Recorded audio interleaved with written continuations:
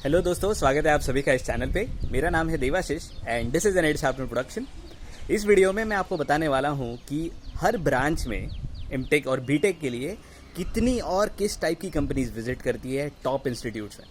Top institutes जब मैं बोल रहा हूँ, आई am talking about old IITs, new IITs for that matter. आप थर्ड जनरेशन IITs को भी कंसिडर कर सकते हो, लेकिन थोड़ा नंबर चेंज हो जाएगा। And top NITs and few other NITs as well as triple ITs। ठीक है, अगर आप ऐसी NIT से हो कि जो टॉप NIT नहीं कहलाता तो डिसहार्टन होने की ज़रूरत नहीं है। नंबर थोड़ा बहुत ही चेंज होगा, लेकिन there will be few companies. We will be talking about all the branches. मैं हर ब्रांच की बात करूंगा, इंक्लूडिंग इंटरडिसिप्लिनरी ब्रांच। याद रखना, मैं भी इंटरडिसिप्लिनरी ब्रांच से था। I have few experiences regarding this and वो भी मैं शेयर करूंगा आपके साथ, तो आखिरी तक जुड़े रहना।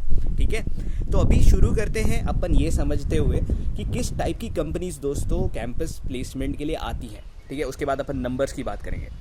तो आप ये सबसे पहले जान लो कि कंपनीज मेनली बीटेक के बच्चों को उठाने के लिए आती है। मैंने कई बार बताया हुआ है, प्लेसमेंट में जो कंपनीज आती है वो मेनली अपन कोर और नॉन कोर इस तरह बांट सकते हैं। ठीक है, तो हर ब्रांच में कोर होगी और नॉन कोर होगी।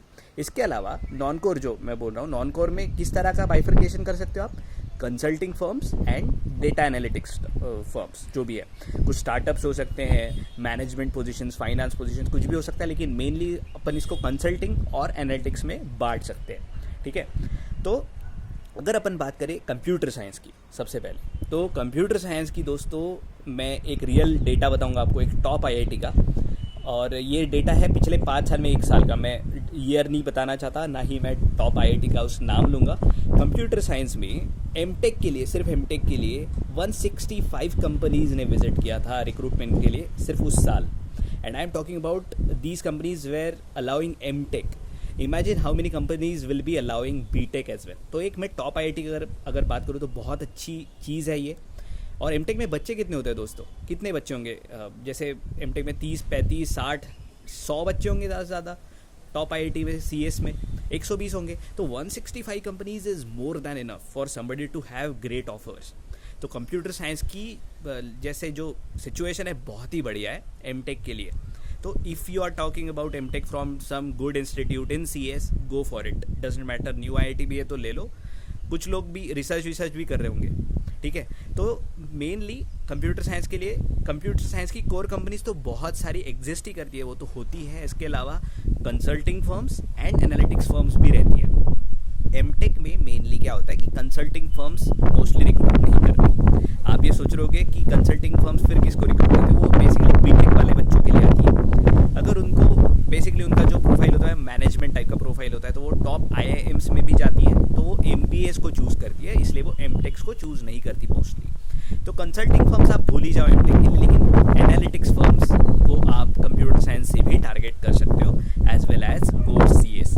ठीक है, अभी एक बात करते हैं कि जब कोर के CS के जो भी बंदे हैं वो अगर प्लेस हो जाते हैं सारे, तो कंपनीज तो आ रही हैं। और एक बात मैं बताना ही रह गया आपको कि जब भी कंपनी आती है तो कॉलेज को उसको बताना पड़ता है कि हम इतना इतना पैकेज देंगे और इतने इतने बच्चे लेके जाएंगे, like these many vacancies are we looking for, and इतने इतने बच्चे हम ज़रूर यहाँ से लेके जाएंगे। इन दोनों पैरामीटर्स पे बेस्ड इन कंपनीज को स्लॉट्स मिलते हैं, जैसे Day 1 slot, Day 2 slot, Day 3 slot etcetera. और इन स्लॉट्स की मैंने बात कर रखी है। ये स्लॉट इसलिए होते हैं कि लोगों को जैसे क्रीम बच्चे मिल पाए, जिस कंपनीज को क्रीम बच्चे मिल पाए। अभी कोई कंपनी समझ लेते हैं कि अगर Day 3 पे आ रही है तो उसका अच्छा खासा पैकेज होता है कंप्यूटर साइंस के, लेकिन उस टाइम क्या हो गया कि बहुत सारे बच्चे प्लेस्ड हैं। तो अभी ये कंपनीज किसके ऊपर ध्यान देंगी? ये कंपनीज ऐसे भी लोगों को इसलिए अलाउ करती है जो भी कंप्यूटर साइंस के कोर कंपनीज के लिए आती है। तो इलेक्ट्रॉनिक्स, इलेक्ट्रिकल, मैकेनिकल, सिविल जो भी है, कोर CS वाले जॉब्स इनके लिए भी खुलते हैं, जस्ट बिकॉज दे नो कि दीज पीपल आर टैलेंटेड। और क्या हुआ अगर हमको CS वाले बंदे नहीं मिल रहे, लेकिन we can settle for such people. तो अगर आप ऐसे कहीं ब्रांच से होगी जिसको सिर्फ प्लेसमेंट चाहिए, you can do like core CS job as well. तो आपको कौन से कोर्सेज करने हैं? बस आपको डेटाबेस मैनेजमेंट वाला, DBMS वाला कोर्स करना पड़ेगा, कोई अच्छा सा, कोई आप समझ सकते हो एल्गोरिदम वाला कोर्स करना है। You are set. कंपनी आपको मोस्टली नहीं भी पूछेगी, लेकिन आपके प्रोफाइल में अच्छा दिखेगा वो, and then you will have दो स्किल्स कि आप रिटन टेस्ट वगैरह क्लियर करके इंटरव्यू तक भी पहुंच सकते हो। So there are examples even from MTech की जो लोग कोर CS की कंपनीज में भी प्लेस हो चुके हैं। तो ये जो रेशियो है जो नॉन कोर सीएस वाले बंदे जो है, like let's say electronics, electrical, ऐसे बंदे भी सीएस के कोर में प्लेस होते हैं। मोस्टली इलेक्ट्रॉनिक्स और इलेक्ट्रिकल के होते हैं। अभी मैकेनिकल और सिविल वाले भी होते हैं, लेकिन इनका नंबर कम है, ठीक है। तो मैंने 165 सीएस के लिए बता दिया, और ये एनालिटिक्स और कंसल्टिंग और ये सब मिला के था, स्कोर सीएस मिला के। अभी अगर इलेक्ट्रॉनिक्स और इलेक्ट्रिकल की बात करते हैं तो सीएस के तो मैंने बता ही दिए। तो आप समझ सकते हो सीएस की 30 कंपनीज एटलीस्ट होंगी ऐसी, कि जो 30-50 कंपनीज भी हो सकती है जो इलेक्ट्रॉनिक्स और इलेक्ट्रिकल को अलाउ करेंगी। इसके अलावा एनालिटिक्स की जो भी कंपनीज है वो भी वहाँ पे अलाउड होती है। इसके अलावा जो कोर कंपनीज है इलेक्ट्रिकल और इलेक्ट्रॉनिक्स की, उसका नंबर इंडिया में ज़्यादा है सीएस के बाद, ठीक है। तो कोर कंपनीज इलेक्ट्रॉनिक्स में हैं काफ़ी सारी, इलेक्ट्रिकल में भी है, तो वो भी कंपनीज विजिट करती हैं। ओवरऑल ये जो नंबर जाता है इलेक्ट्रॉनिक्स और इलेक्ट्रिकल के लिए, दोनों के लिए, it could be around let's say 80 to 100 companies for MTech in top institutes. और ये मैं एक्चुअली एनालिटिक्स और कोर कंपनीज मिला के बता रहा हूँ आपको, ठीक है। तो इसमें आपको एनालिटिक्स भी टारगेट करना है, ऑलराइट। इसके बाद अपन बात करेंगे मैकेनिकल की। तो मैकेनिकल की दोस्तों कोर कंपनीज एग्जिस्ट करती हैं काफ़ी सारी, लेकिन उसमें जितनी इलेक्ट्रॉनिक्स में है कोर कंपनीज या फिर इलेक्ट्रिकल सीएस में उतनी नहीं है, और नंबर बहुत कम हो जाता है। लेकिन फिर भी एनालिटिक्स की कंपनीज आपके पास होती है। सिविल में भी ऐसा ही है, मैकेनिकल से भी सिविल में थोड़ी कम कोर कंपनीज विजिट करती हैं, क्योंकि इनका जो रिक्रूटमेंट होता है वो थोड़ा पीरियोडिक, जो पीरियड है उसका वो थोड़ा ज़्यादा है, इसलिए सिविल में थोड़ी सी और कम है। लेकिन अगेन कोर कंपनी जॉब्स जो होती है यार दोस्तों, वो आप 30 लोगों में से आई थिंक 5 लोगों को मिल जाएगी, क्योंकि वो कई सारे इंस्टीट्यूट्स में जा रही है वो कंपनीज।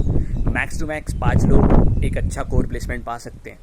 ऐसा तो बहुत, मतलब आप ऐसा सोच सकते हो प्रोबेबिलिटी वाइज कि अगर आपको प्लेसमेंट टारगेट करनी है, आपकी बेस्ट बेट है कि आप एक एनालिटिक्स फर्म में काम करो, अच्छा पैकेज पालो, या फिर आप कोर सीएस में भी जॉब पा सकते हो। I know this sounds ridiculous कि आप सीएस की जॉब करो या फिर एनालिटिक्स की जॉब करो, लेकिन if your target is to be financially stable for now, या फिर जो भी आपके रीजंस है, तो आपको जॉब अगर चाहिए, you can always target analytics की कंपनीज। मैं मैकेनिकल और सिविल की भी बात कर रहा हूँ। इनके अगर नंबर्स की अपन बात करें तो there are definitely 50 to 60 companies, both like including analytics and core companies for mech and civil in all these institutes, ठीक है। ये नंबर बड़ा आपको मतलब लग रहा होगा या फिर छोटा भी लग रहा होगा, जो भी है, लेकिन ये जो नंबर है इसमें सारों का भला हो जाता है, ये मैं बोल रहा हूँ। हर इंस्टीट्यूट का जो ऑब्जेक्टिव है वो तो क्लियर है, जितने ज़्यादा बच्चे प्लेस हो जाएंगे तो उतना इंस्टीट्यूट के लिए अच्छा है। तो हर कोई ट्राई कर रहा होता है कि आपको प्लेसमेंट मिल जाए, ठीक है। अगर अपन बात करें ऐसे डिपार्टमेंट्स की कि जो जैसे नए, जैसे इंस्ट्रूमेंटेशन हो गया, टेक्सटाइल हो गया, इनमें भी सेम कंडीशन है। आप 30 अबाउ कंपनीज डेफिनेटली एक्सपेक्ट कर सकते हो, because these analytics companies always allow all the people there are, मतलब वो हमेशा अलाउ कर ही देती है। उनको कौन से डेटा, मतलब कौन से स्किल सेट्स सकते हैं, तो बेसिकली काम ऐसा होता है उनका कि डेटा ऑर्गेनाइजेशन या फिर डेटा रिपोर्टिंग या फिर एसक्यूएल क्वेरीज अगर आपको निकालनी आती है डेटा से, या फिर आपको डेटा एक्सट्रैक्शन, ऐसी कुछ चीज़ें, स्टैट वगैरह आता है, you can always do well in analytics companies, and that's why I am saying so much about analytics.